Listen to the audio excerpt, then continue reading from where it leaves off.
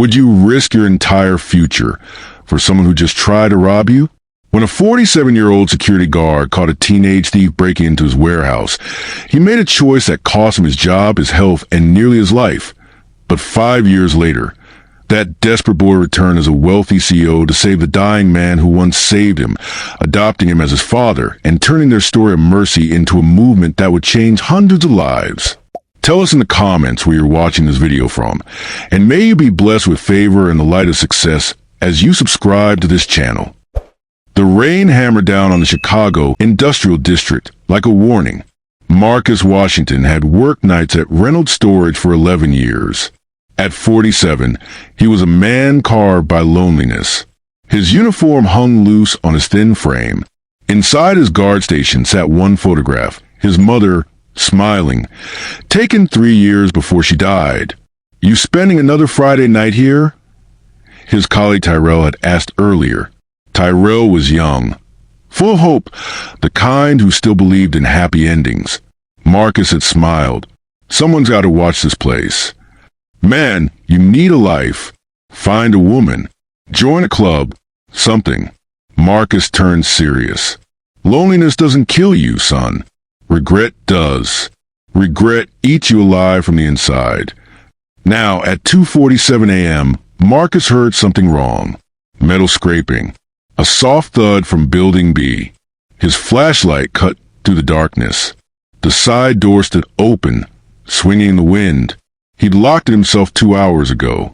Inside, his beam landed on a figure. Thin, young, frozen. The kid couldn't have been more than 17. White, scraggly blonde hair soaked by rain, wearing a drenched hoodie. His trembling hand gripped a box cutter. "Don't move," the kid shouted, voice cracking.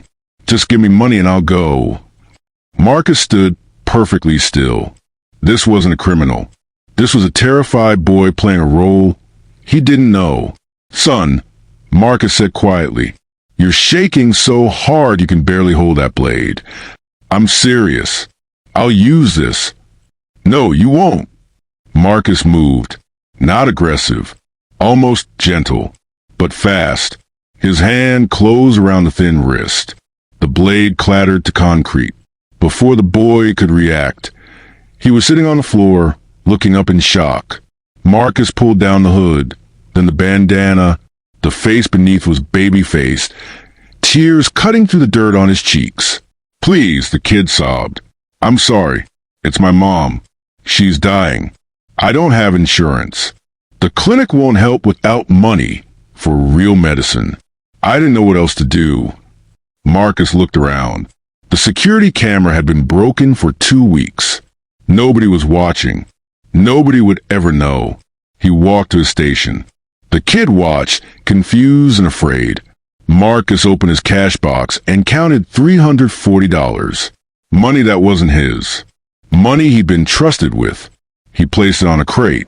"What's your name?" "Tyler," the kid whispered. "Tyler Bennett." "Well, Tyler Bennett, take this money. Buy your mama's medicine.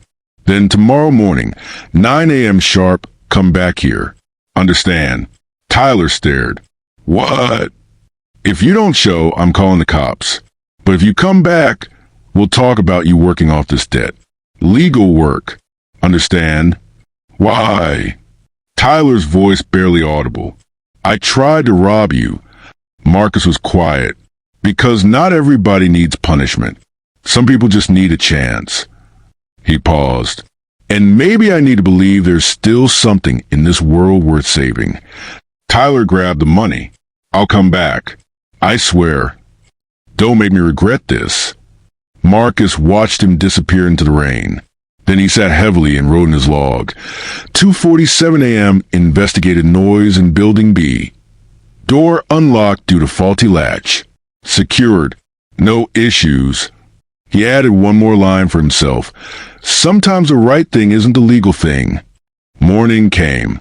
Tyler showed up at 9:15, clutching a pharmacy bag like gold. His eyes were red but determined. "I'm looking for Marcus. Marcus Washington." Tyrell met him at the gate. "Marcus isn't here. Family matter. What do you need?" He told me to come back. Said he'd have work for me. Tyrell raised an eyebrow. What's your name? Tyler. Tyler Bennett.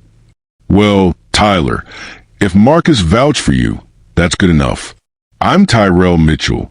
Let's get you set up. Tyler worked harder than anyone. Arrived early. Stayed late. Never complained.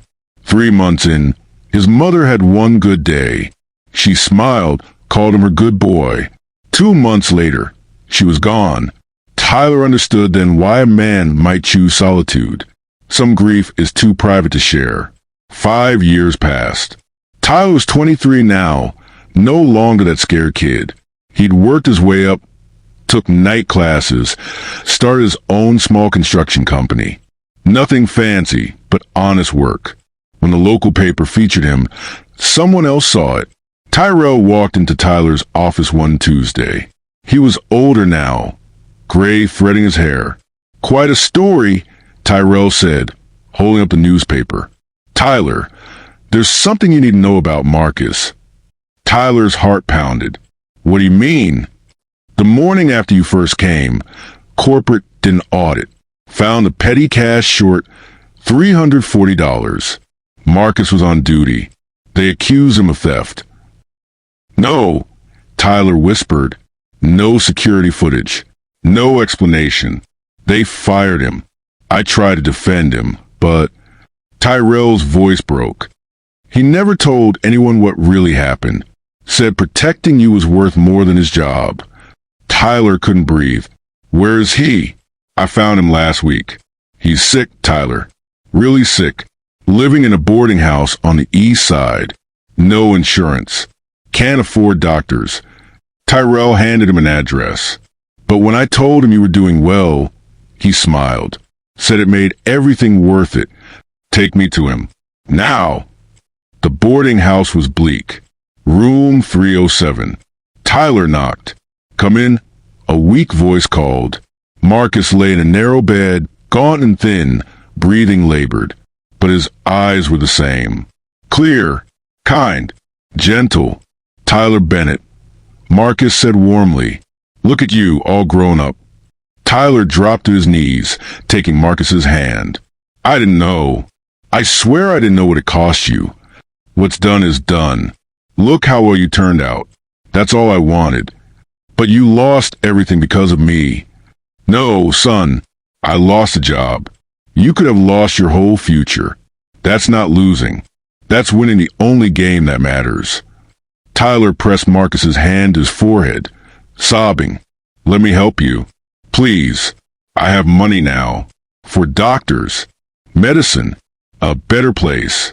Let me do for you what you did for me. Marcus looked at him for a long moment. Something softened, broke open. Okay, he said finally. Okay, son. Help me?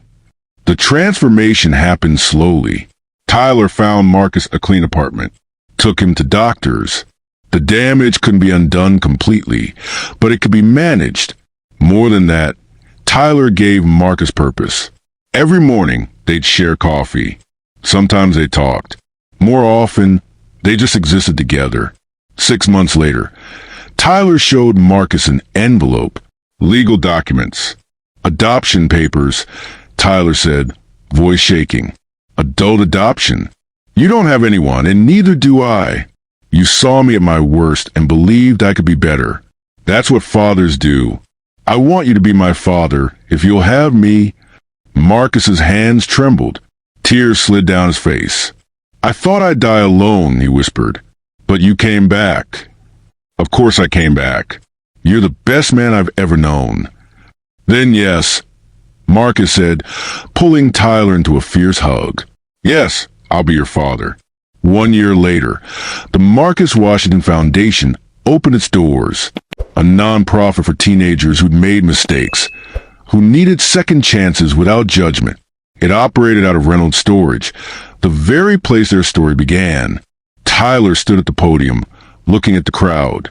15 years ago, I broke into this warehouse with a box cutter and a bad plan. I met a man who had every right to destroy my life. Instead, He gave me $340 in belief that I could be better than my worst moment. He gestured to Marcus. This is Marcus Washington. He lost everything because of his kindness to me, but he's also the best father I could ask for. This foundation is my way of making sure his kindness doesn't stop with me. Marcus stood, uncomfortable with the tension, but steady. I thought I was alone. Then this kid showed up and gave me a reason to believe my life meant something. He thinks he saved me, but he saved me too. After the ceremony, they sat together in the empty hall. For years, I thought my life was small, Marcus said. But that one night, that one choice, it built all this. Tyler took his father's hand. When I was holding that box cutter, I thought my life was over. Then you looked at me and saw something worth saving. Marcus had spent years guarding warehouses. But the night he met Tyler, he guarded something irreplaceable, a young man's soul. And in return, Tyler had guarded Marcus's heart. They'd both been saved. Not by grand gestures, but by the quiet choice to believe in second chances, to understand that mercy is the strongest force in the world. The door closed on their old lives of loneliness and regret, and opened on something neither had dared hope for, home.